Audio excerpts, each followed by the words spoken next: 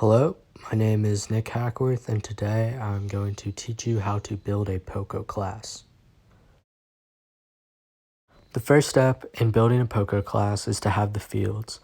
Now the fields usually have one main job, and that's to set the variables on the plan that you're using them. Now each field needs to have a private in front, and behind that, the typecast of what the variable actually is. And each one needs to be camel cased. For example, if I wanted to have a string, I would say private string name or some etc. So what's next? Well, when you're doing a POCO class, you gotta have things called constructors. Whether you know what values your variables are going to hold or not, it's important to set and initialize them with these constructors. There are three different types: default, partial, and full. Each are very similar, but they have few minor differences. The first important one is a default constructor, the most basic one where you should use in all of your programs no matter what. This is when you don't know any of the values and you're just setting them with their names. You can see an example below. The next kind of constructor that you'll need to know is called a partial constructor. This is only used when some of the values are known. You'll need public, and then I chose widget for mine, and then in parentheses, whatever values are known with the typecast in front of it. You can see the example next to it: string, widget name, comma, int widget quantity, etc. You set the known variables to the variable name, like this.widgetName equals widget name semicolon. The following unknown variables are set up just like they were in the default constructor. The full constructor is used when all variables are known. You need public widget, all variable names with typecast in front, the example is below, and you set the known variables like they are set up in the partial class. The full constructor is only used when you know exactly what all the variables are going to be. So when do you use the three constructors?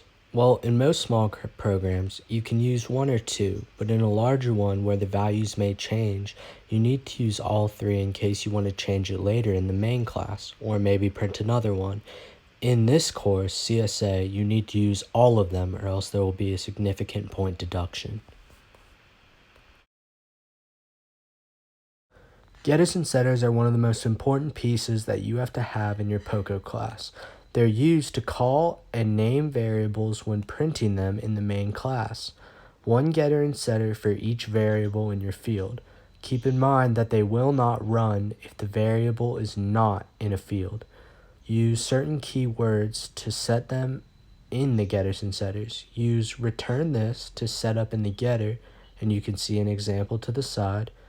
And then use this in your setters to call the variable. See this dot widget.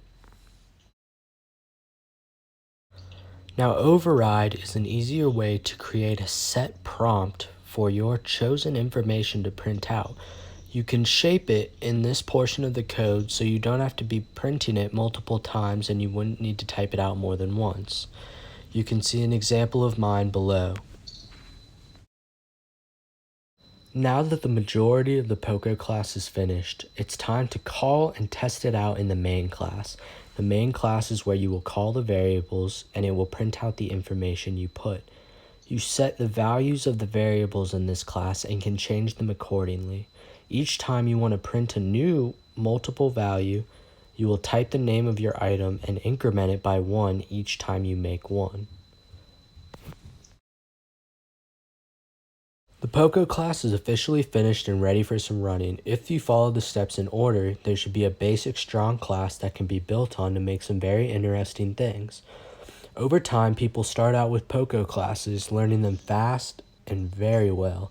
This creates good programming habits and can set you up with jobs that are really valuable later on in the real world.